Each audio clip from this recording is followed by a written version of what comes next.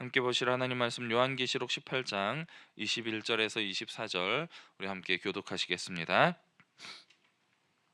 요한계시록 18장 21절에서 24절입니다. 이에 한 힘센 천사가 큰 맷돌 같은 돌을 들어 바다에 던져 이르되 큰 성 바벨론이 이같이 비참하게 던져져 결코 다시 보이지 아니하리로다. 또 검은 고 타는 자와 풍류하는 자와 통소 부는 자와 나팔 부는 자들의 소리가 결코 다시 내 안에서 들리지 아니하고 어떠한 세공업자든지 결코 다시 내 안에서 보이지 아니하고 또 맷돌 소리가 결코 다시 내 안에서 들리지 아니하고 등불빛이 결코 다시 내 안에서 비치지 아니하고 신랑과 신부의 음성이 결코 다시 내 안에서 들리지 아니하리로다. 너희 상인들은 땅의 왕족들이라. 내 복술로 말미암아 만국이 미혹되었도다. 선지자들과 성도들과 및 땅 위에서 죽임을 당한 모든 자의 피가 그 성 중에서 발견되었느니라 하더라. 아멘. 오늘 본문의 말씀은 한 힘센 천사가 큰 맷돌 같은 돌을 바다에 던지면서 이제 바벨론이 완전히 돌이킬 수 없도록 멸망할 것에 대해서 선포하는 하나님의 심판에 대한 선포입니다. 내용 관찰입니다. 힘센 천사는 큰 돌을 바다에 던지며 무엇을 선포합니까?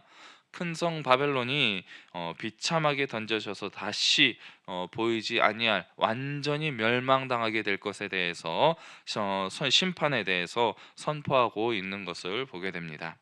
하나님의 심판을 통해 바벨론 안에서 사라지는 것은 무엇입니까? 22절에서 23절 말씀을 보면 여러 가지 음악 소리가 사라지며 또 우상을 만드는 세공업자들이 사라지게 되고 맷돌 소리가 다시 우리 안에서 들려지지 않을 것이다. 그리고 등불빛이 비춰지지 않을 것이고 신랑과 신부의 음성이 다시 우리 안에서 들리지 않게 될 것이라고 말씀을 하고 있습니다. 연구와 묵상입니다. 하나님께서는 왜 바벨론의 모든 흔적이 사라지기까지 심판하십니까? 요한계시록에서 보여지는 바벨론이라는 도시는 단순한 도시로서의 의미가 아니고 우리에게 상징적인 의미로서 경제적, 정치, 종교를 아우르는 세속적인 시스템을 대표하고 있으며 또한 하나님을 떠난 인간의 문명을 의미하고 있습니다.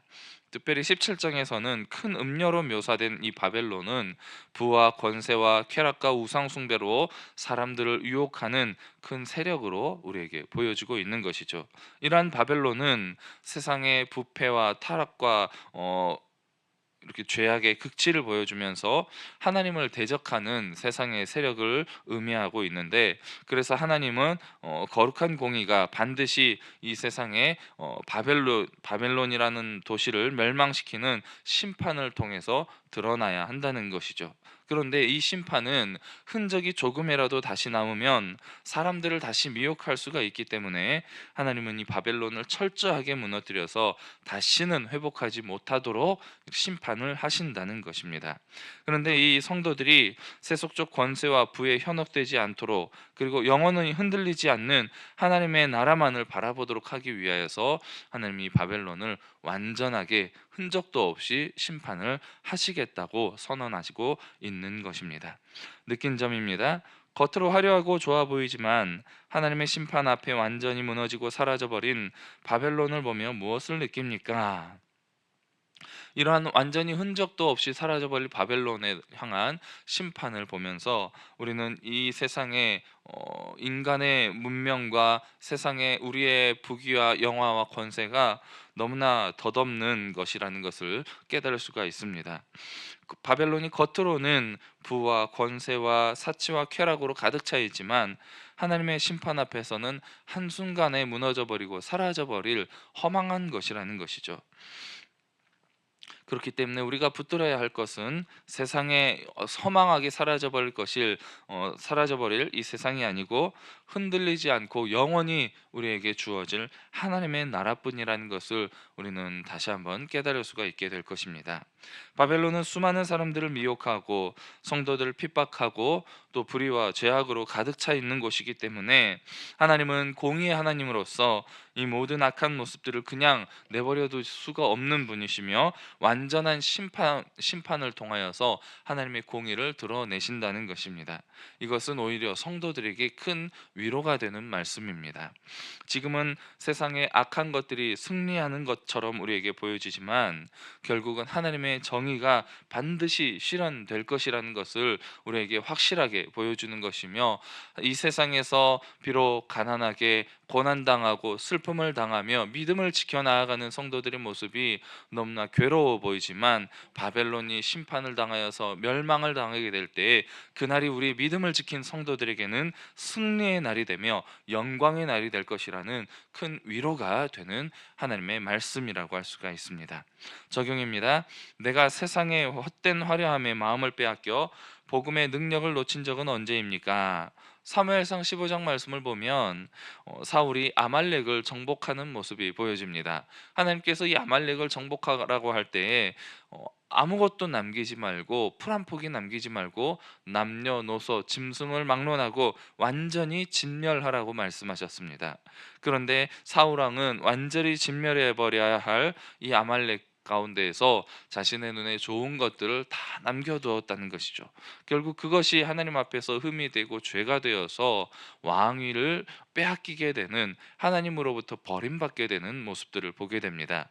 하나님께서 이스라엘 백성들을 통하여서 가나안 땅을 정복하게 하실 때에 가장 첫 번째로 정복하게 되는 이 첫 정복 전쟁을 완전히 정복하여서 하나님께 온전히 바쳐진 제물을 요구하셨습니다.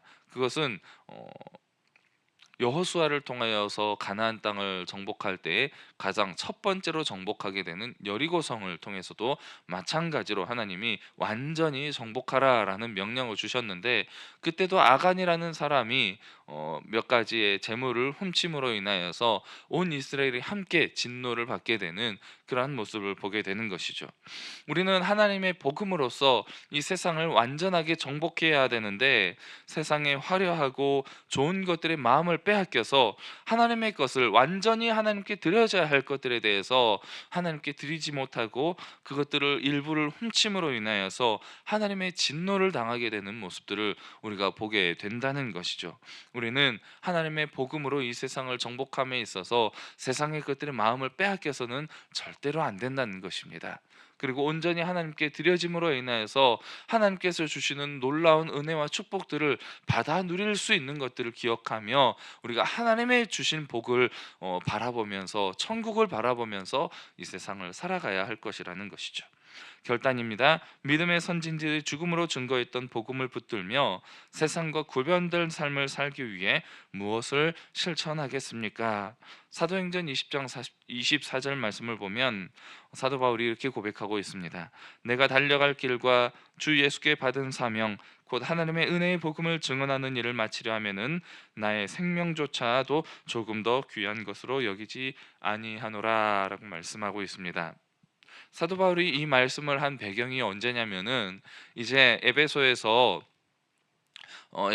복음의 사명을 모두 전도 여행을 끝마치면서 다시 예루살렘으로 돌아올 때에 에베소에 있는 수많은 사람들이 이제 하나님께서 당신이 예루살렘으로 돌아가게 되면 결박을 당해서 큰 고난을 당하게 될 것이니 돌아가지 마세요, 가지 마세요라고 사도 바울을 만류할 때에 사도 바울은 그들을 향해서 나도 안다. 내가 예루살렘에 돌아가면 어떤 고난을 당하고 어떤 모습으로 이렇게 체포를 당하고 힘들게 될 것인지 내가 잘 안다. 하지만 주님께 받은 은혜의 복음의 사명을 감당하기 위해서 나는 이 고난의 길을 기쁨으로 가겠다라는 것입니다. 나의 생명조차도 조금 더 귀한 것으로 여기지 않고 이 사명을 나는 감당하겠다라고 선포하는 것입니다. 눈앞에 다가오는 어려움과 환난을 피하기 위하여서, 우리가 세상으로 도망치지 않기 위하여서 우리는 더욱더 하나님의 은혜의 복음을 붙들어야 하는 것입니다. 당당하게 복음을 들고 세상으로 나아가서 세상과 맞서 싸우는 이러한 사도 바울의 복음의 발자취를 오늘 예배를 통하여서 한번 묵상해 보시기 바랍니다. 무엇보다도 오늘 주일 예배를 통하여서 복음을 완성하시고 십자가를 지시기 위하여서 고난 당하시기 위하여서 생명을 버리시기 위하여서 이 땅에 오신 예수 그리스도의 십자가를 깊이 묵상하시면서 주님을 닮아가기 위하여서 또 주님의 그 발자취를 배우기 위하여서 힘쓰시는 오늘 거룩한 주일이 되시기를 주님의 이름으로 간절히 축복합니다. 이 시간 주신 말씀을 기억하시며 드리는 기도 제목을 가지고 우리 함께 기도하시기를 원합니다. 먼저 흔들리지 않는 굳건한 믿음 위에 서서 온전한 예배를 드리는 주일이 되게 하여 주시옵소서. 세상의 미혹과 화려함의 마음을 빼앗기지 않고 하나님의 공의 앞에 경외하는 마음으로 살아가게 하옵소서. 우리 12월 집중 기도 제목입니다. 길동교회가 열방을 품고 선교적 비전을 이루어가는 교회가 되게 하옵소서. 하나님의 큰 영광을 바라보며 온 성도가 꿈을 품고 나아가게 하옵소서. 우리 주여 한번 부르고 기도하시겠습니다. 주여!